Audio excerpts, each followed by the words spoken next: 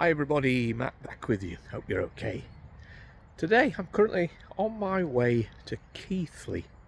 I'm currently in Hebden Bridge, and I'm going to tell you the story of a man called Bill Sharp. Now, Bill, or William, passed away in 1856 at the age of 79, which sounds like a pretty good long life for a man in the 19th century. But in actual fact, when he was in his 20s, Bill's life took a very strange twist, and that good long life became a good long lie-in. This is his story.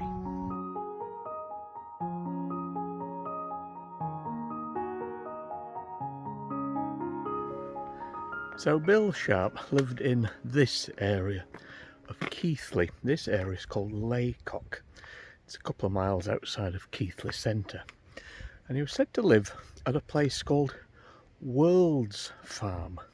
Now, over time, I think that name has changed, or it wasn't even called World's Farm. There is a Wall's Farm, spelt somewhat similar. And it was said to be up an avenue of trees, and it being quite an imposing place. This could be the avenue of trees I'm on now, but I'll keep heading up and see if we can spot it.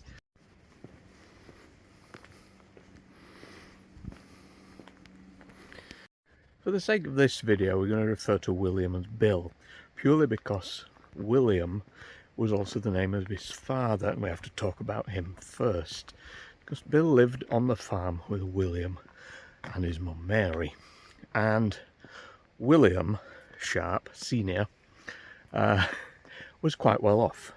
It was a big farm they lived at, and he'd done quite well for himself and had quite a lot of money. But he was what you might class as the stereotypical Yorkshire farmer.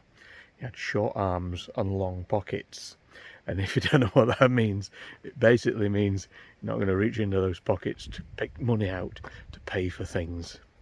And he was quite notorious miser. And Bill as well, also, whilst he was on the farm, seemed to pick up some quite strange habits which were noticed by people who visited the farm. Whether it was one of Bill's hobbies with shooting birds, and if he got spotted, he didn't like to be on display, he would run and hide. And if any visitors ever came to the farm, he would also go and hide behind a wall and peep out at who was there. So quite little strange traits that he had. However, he did manage to find a lady friend.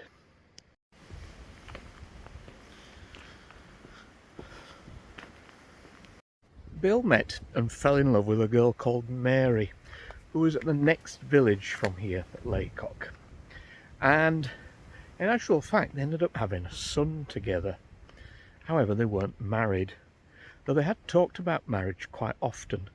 But any time they brought it up, Bill's father, William, seemed unwilling to stump up the cash to make a good financial settlement for that family, if you like. Even the arrival of a grandson didn't seem to change him. And Mary's father was also quite stubborn and set in his ways, and the two fathers would meet and try and come up with this financial solution, and nothing ever came of it. And sadly, Mary's father decided there was absolutely no way that he was going to let his daughter marry the son of such a miser and a skinflint, and he refused the wedding to take place. However, nobody, not even Mary, told Bill that this wedding wasn't going to happen.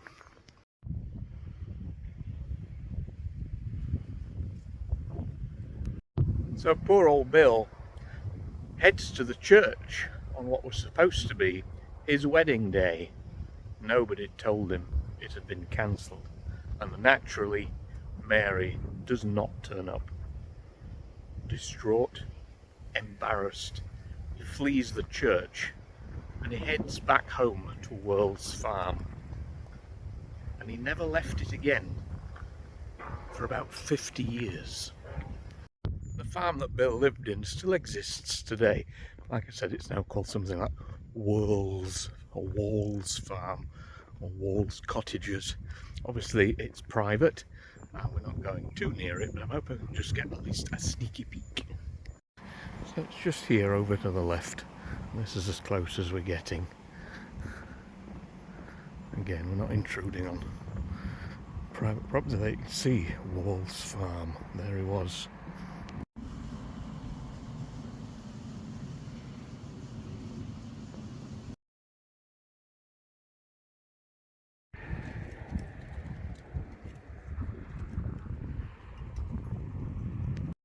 There's obviously been a tragedy here as well.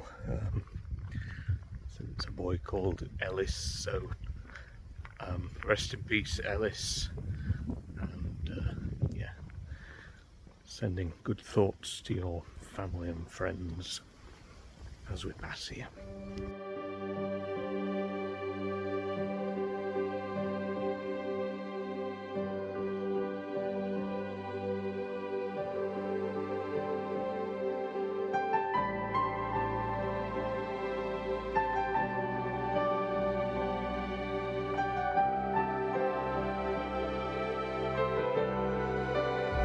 So Bill confines himself to his room, which is a 9-foot square room on the ground floor at the back of World's Farm.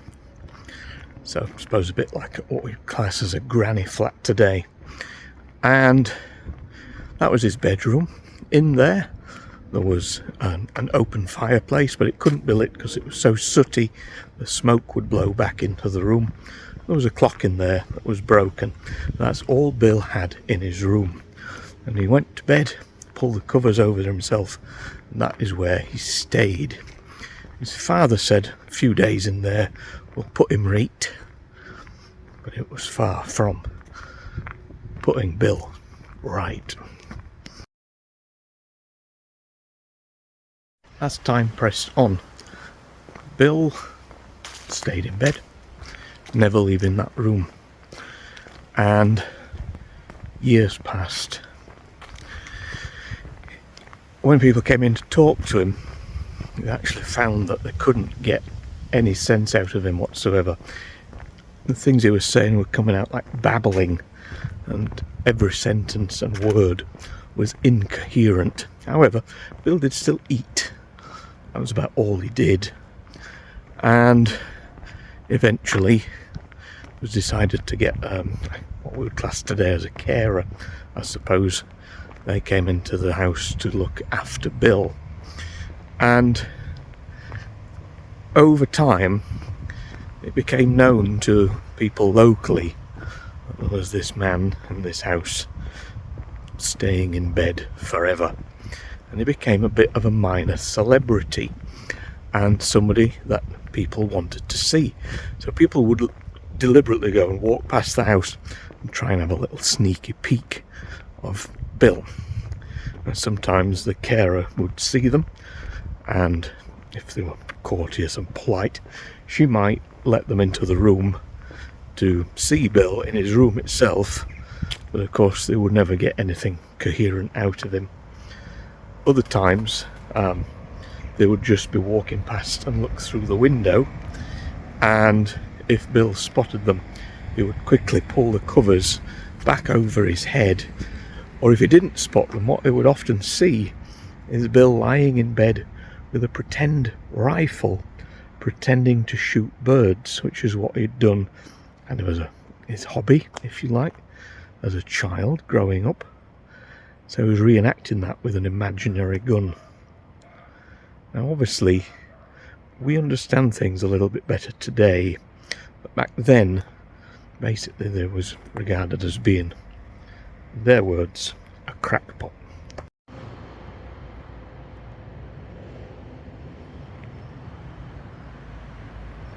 Years passed, decades passed.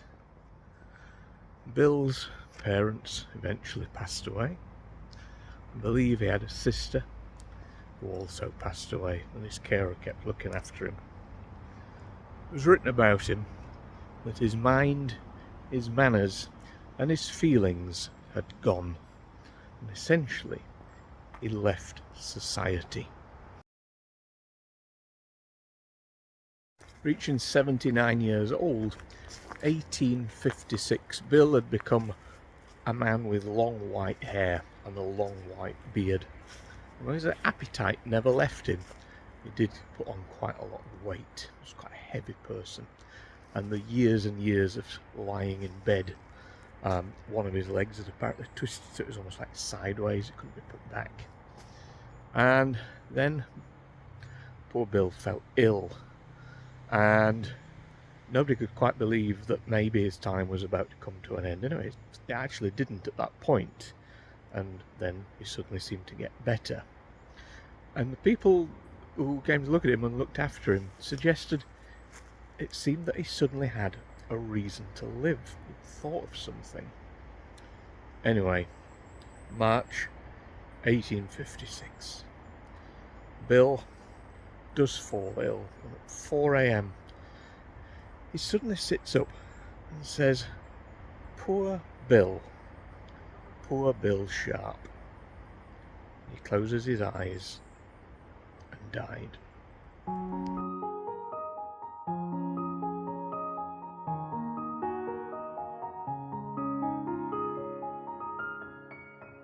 Okay, so this is, I think it's now called Keighley Shared Church. I'm not sure if it's run as a church anymore, but the gravestones are all around the side of it here. I think it was St Andrew's Anglican. Now, I do know that Bill is buried somewhere here. However, these are almost unreadable. But we'll have a quick look round, just see if we can spot it. Fingers crossed. So yeah, some graves are a bit easier to read than others. This one, for example, it's almost impossible to read anything on it. Some actually look better if I look through the camera on here. No joy so far. Okay, found him. So, not easy to read. It may come up clearer through the camera than my eyes are making it out. However, I spotted Sharp there as we got further down. So William Sharp, that's his dad, died January 27th, 1818, 85. Sarah. And then right at the bottom we find him, William, son of the above William and Mary Sharp, who died March 3rd, 1856, 79 years old. So there is the grave of our Bill Sharp.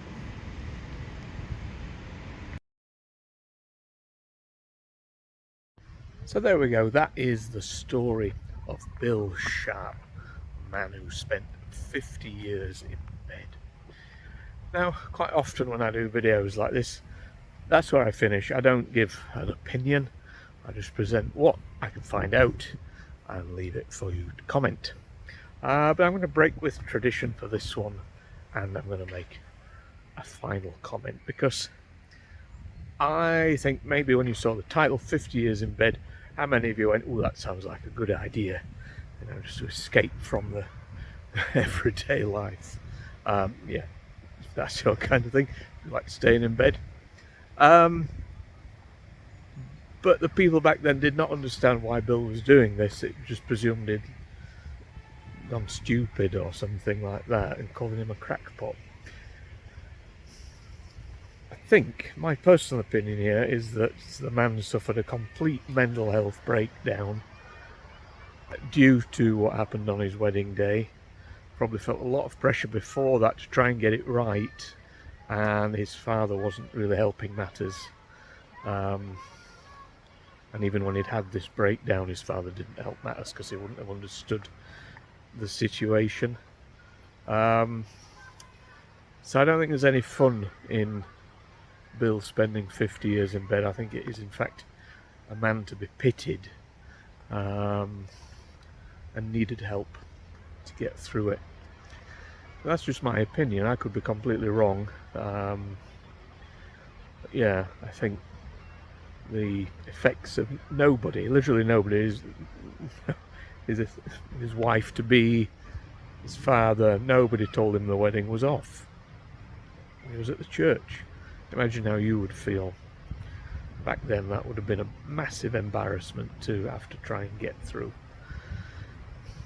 Yeah, tricky one, isn't it? Comment below, and if you like this, plenty more to come. Other titles coming up soon. I dug my grave 6 years early, or I lived for 169 years.